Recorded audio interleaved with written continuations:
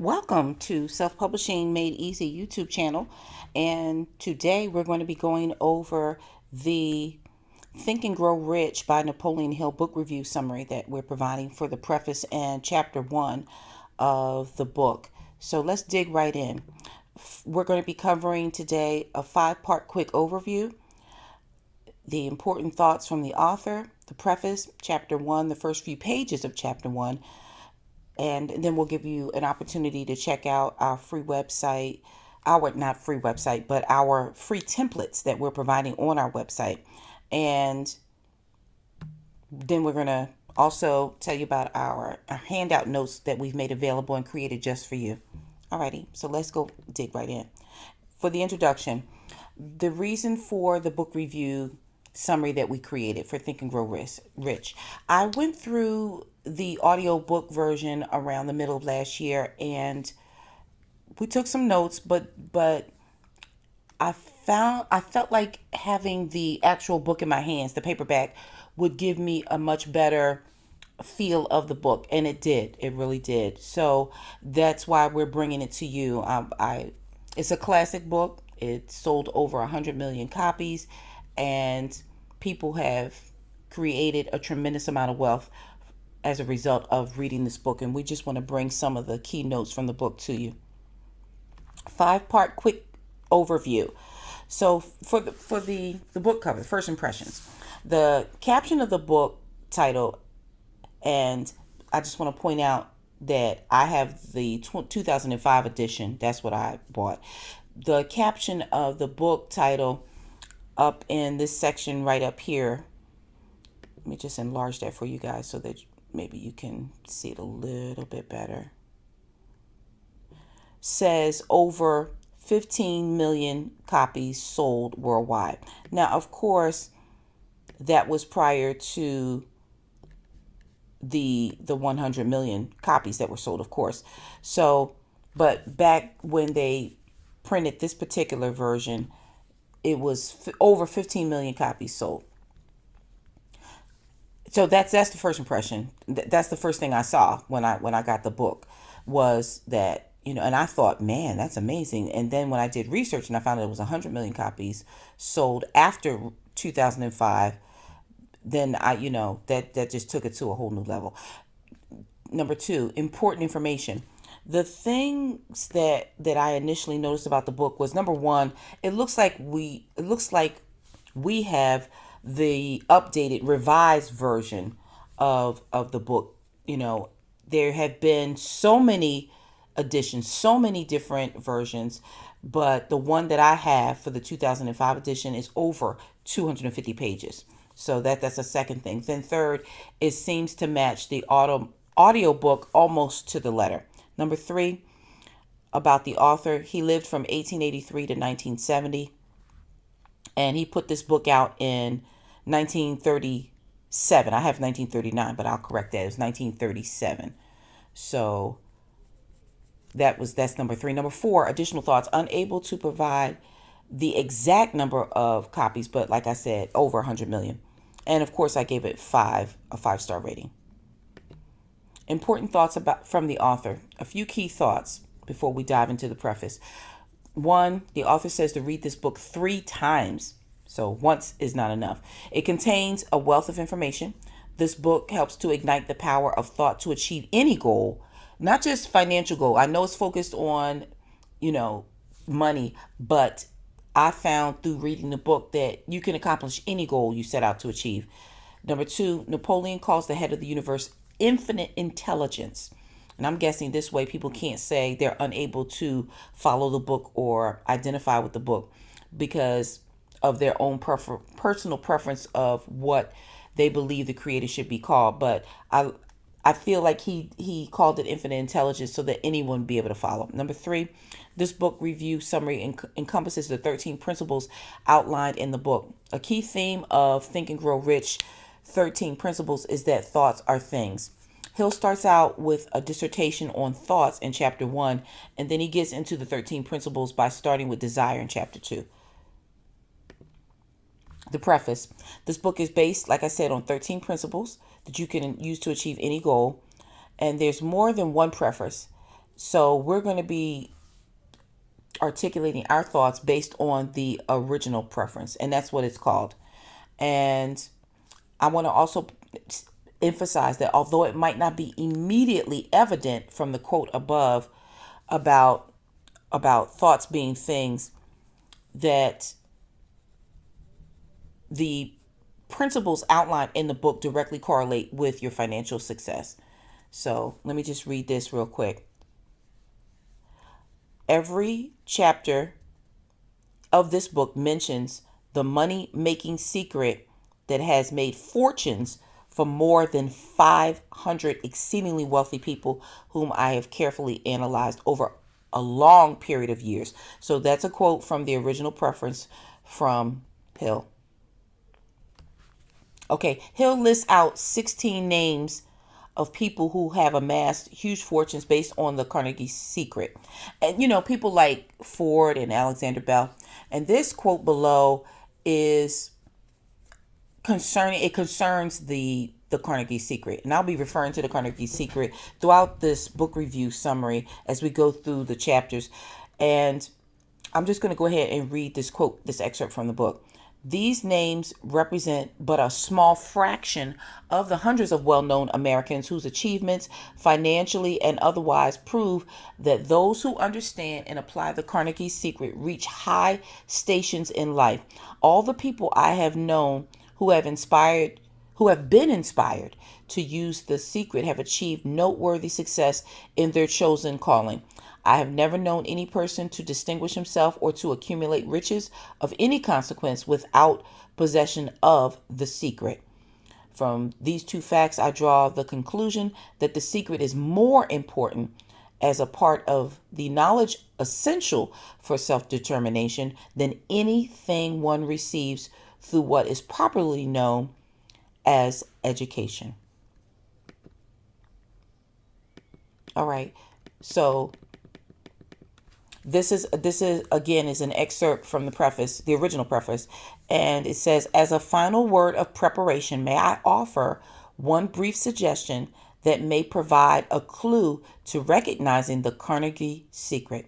It is this: all achievement, all earned riches have their beginning in an idea. If you are ready for the secret, you already possess one half of it. Therefore, you will readily recognize the other half the moment it reaches your mind. Isn't that deep, you guys? Let's just go and just dig into that a little bit right here. As a final word of preparation, may I offer one brief suggestion? Now, this is Hill saying, may I? He's asking the reader, can I offer you a suggestion? Of course you can. You're the author of the book. But he says, regarding the Carnegie secret, he says, it is this is the suggestion that he's given us. All achievement, look now, pay attention. All achievement, all earned riches have their beginning in an idea. And then he goes on to say, if you're really ready, because this is the deep thing. Everybody's not ready for the Carnegie secret. Some people think they're ready, but they're not. This is what he says. He says, if you're ready for the secret, you already possess one half of it. What is the one half? The one half is the idea. Therefore, you will readily recognize the other half the moment it reaches your mind. And what is the other half? I believe that the first half of the secret is the idea. And then the other half, I believe, is not only the desire to achieve a full manifestation of that idea, but the fortitude and the strength and the tenacity to work through it until it comes into full manifestation. All right, so you can deduce that half of the Carnegie secret is an idea. You can't move forward in the Think and Grow Rich direction without first having an idea as to what you seek to achieve. That's almost too obvious to dig into any deeper than that. More information will be provided on the Carnegie secret in future chapters. Now, Chapter 1, the power of thought. And I want to point out right here that Chapter 1 is called the power of thought, but listen to this. He does not have, most books today have what you call an introduction, but after going through the power of thought, his Chapter 1, I've come to realize that is his introduction, because it is the quintessential foundation for the entire book. Okay, so the power of thought is his introduction. I just wanted to let you know that real quick. Chapter 1, page 1. Now, when I refer to the page numbers, I'm referring to the 2005 edition, which, this is a picture of right here. So let me just go back so that you guys can see, which this is the picture of the 2005 edition. So if you have this edition and you want to follow along, the page numbers reflect that. All right, let's go back now. The power of thought. The man who thought his way into partnership with Thomas A. Edison. And we'll reveal who that person is on one of the upcoming slides. Chapter 1, page 1, first paragraph excerpt. Truly, thoughts are things, and powerful things at that, when mixed with purpose, persistence, and a burning desire. So that, let me just finish. For their translation into riches or other material objects. So that to me is the other half of the Carnegie Secret. The first half is an idea, and I believe the other half is encompassed in this statement. Truly, thoughts are things, and powerful things at that, when mixed with purpose, persistence, and a burning desire, for their translation into riches or other material things. When he says translation into riches or other material objects, that is what he refers to as transmutation, or what I call manifestation. Thoughts on the first paragraph of chapter 1. All right, so let's paraphrase this first sentence, because this is the first sentence of chapter 1. Truly, thoughts are things. Waiting for a thought to manifest is not enough sometimes, depending on the level of your belief, expectation, and congruency with the things that you want to bring to fruition. Other actions and intangible efforts might be required. So these are my personal thoughts. For example, if your goal is huge, like a level 100 objective, and your belief is on level 10, additional work, both mental and physical, will be needed. Okay, so, and then we have the first sentence of chapter 1 recapped up there in the top right corner. So in the upper right corner. So Hill puts it in a way that gently hints towards, puts this thought, truly thoughts are things. He puts it in a way that gently hints towards a major key wisdom nugget. And that's what I'm calling things. So throughout this book review summary, anything that has to do with the Carnegie Secret, I refer to it generally as a key wisdom nugget, as a wisdom nugget, which can take, so this can take you all the way to the finish line. What? The fact that purpose, persistence, and a burning desire is what's going to get you to the point, to the place of manifestation. All right. Let's break it down. Truly, thoughts are things. Hill starts by using the word truly. He uses this word to get us to understand that what he's saying here is a major truth. What is this powerful truth that he has to preface it with the word truly? The answer seems simple, but the power behind it is exponential in its results. Thoughts are things. So what things? Anything on which you focus your concentration for extended periods of time. So when you are working toward a goal, when you have something in your mind that you wish to attain, and you're targeting your concentration, you're targeting your thoughts, you're focusing your mental energies on that thing. And he encourages us to do that. And we'll get into that in a future chapter. I believe that's chapter 2, might be chapter 3. It's chapter 2 and chapter 3. He'll actually teach us and show us how and how often we should focus our energies on, and of course you can focus your energies throughout the day on a particular thought as to what you want to achieve. But what I'm focusing on right here is that the thing that you want, the thing that you desire, the thing that is that idea, if you focus your attention on it for extended periods of time, you're going to find that the answers are going to come to you in terms of what you need to do, the steps, the guidance, the instruction. It will come to you. It may take days, it may take weeks, but it will come to you depending on, I guess, the level of concentration and focus that you give to that particular thing you wish to achieve. Okay, first paragraph continue. Truly, thoughts are things. This desire you wish to achieve can be money or anything that you long to manifest. I said that. The power of the first sentence. What's so powerful about this first sentence? The answer is found in the statement, thoughts are things, and powerful things at that, when mixed with purpose. So we have to mix it. It's not enough to have a good idea about something you want to get done, but we have to mix it with purpose, persistence, and a burning desire. Purpose, persistence, and burning desire. Let's dig deeper by elucidating on these three terms. What three terms? Purpose, persistence, and burning desire, and how it connects to our consciousness, which causes a transference of your wishes into reality. Purpose. So I looked up the definition, and according to Webster, it says, Merriam-Webster, it says something set up as an object or end to be attained, intention. B, resolution, determination. 2, a subject under discussion or an action in course of execution on purpose, by intent, intentionally. Transitive verb, to propose as an aim to oneself. So significance of attaining, or the significance of attaching purpose to your thoughts for riches. Understanding why you are pursuing your goal will undergird your commitment to the entire pursuit. Purpose is essential in keeping you going for the long haul.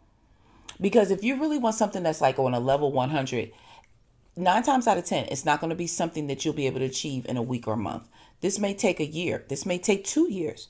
But regardless as to how long, whether it takes 6 months or it takes 2 years, you understanding why you're pursuing this goal is going to undergird your commitment.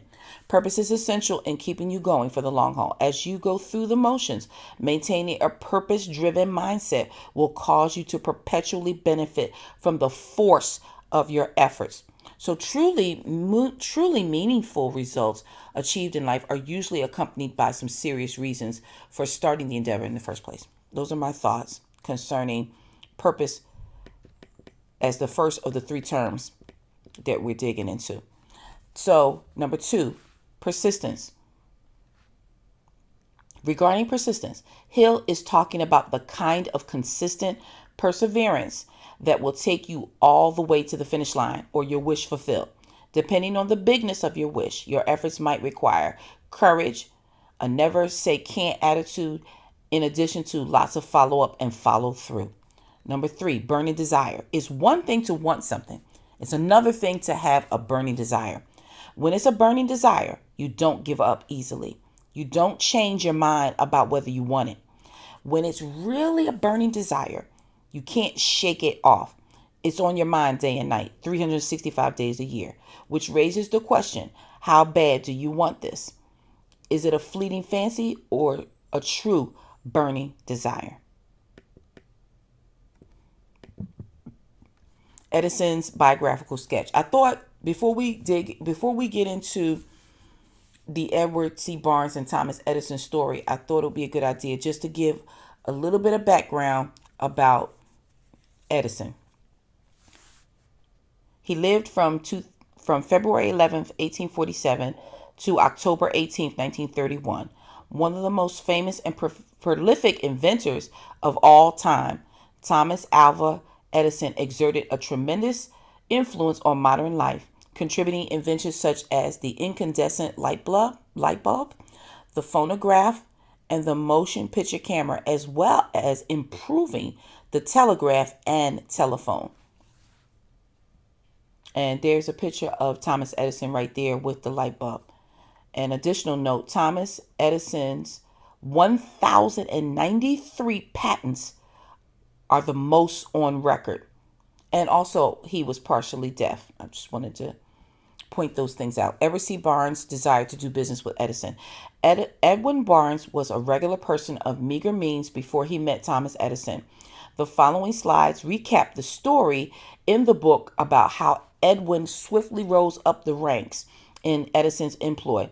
The quote directly below, or on the following slide, I should say, from Edison is an excerpt from page 2 of chapter 1 concerning Barnes. Now, this is This is Edison speaking in the book from chapter 1, page 2, middle of the second paragraph. I had learned from years of experience with men that when a man really desires a thing so deeply that he is willing to stake his entire future on a single turn of the wheel in order to get it, he is sure to win. I gave him the opportunity he asked for because I saw he had made up his mind to stand by until he succeeded. Subsequent events proved that no mistake was made. So like I said, this is Edison talking about Barnes, and he says, I gave him the opportunity he asked for. He knew that Barnes was going to achieve his goal. He could tell by his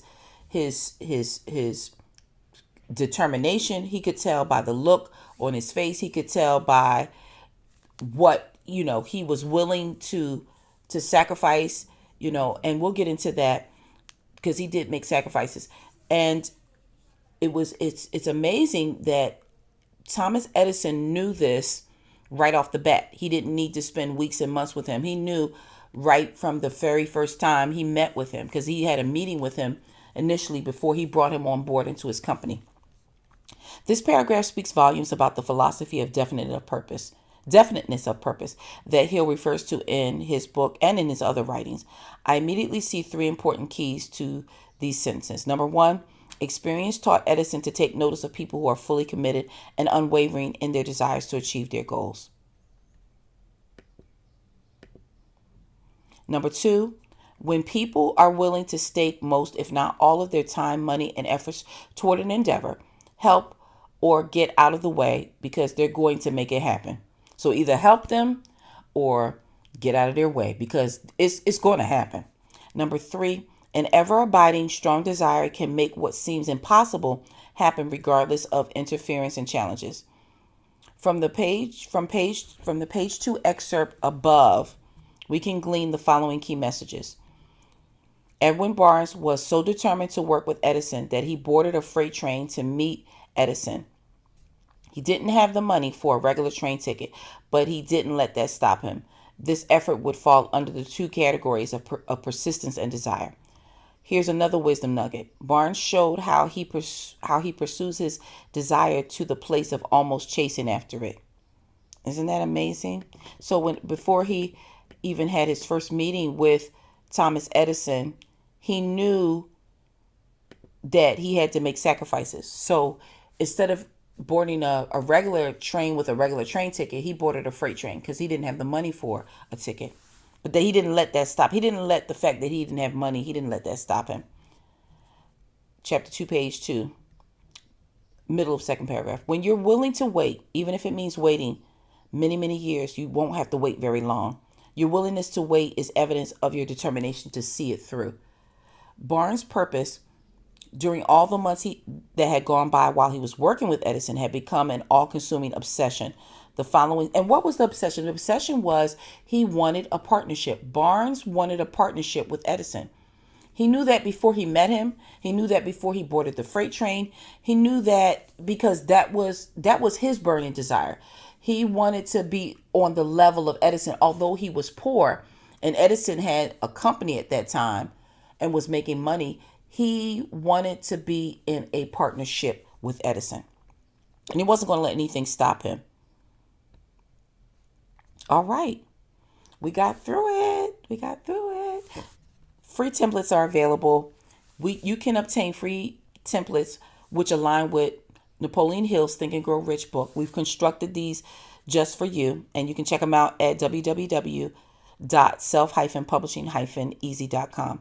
And we also have detailed handout notes of our book review for Think and Grow Rich. And the handout notes are available for $1.99 or less. Now, the templates are free, but the handout notes are $1.99 or less. Some are 99 cents. Some are less than $2, and you can get them at our website. And we're just using the handout notes to offset the cost of producing the Think and Grow Rich videos and study materials. Thank you guys for watching. If you like this kind of content, please click like and subscribe. Click the bell icon to automatically receive notices when we load videos. And please visit our website as soon as you can. Have a wonderful day, and thank you again for watching.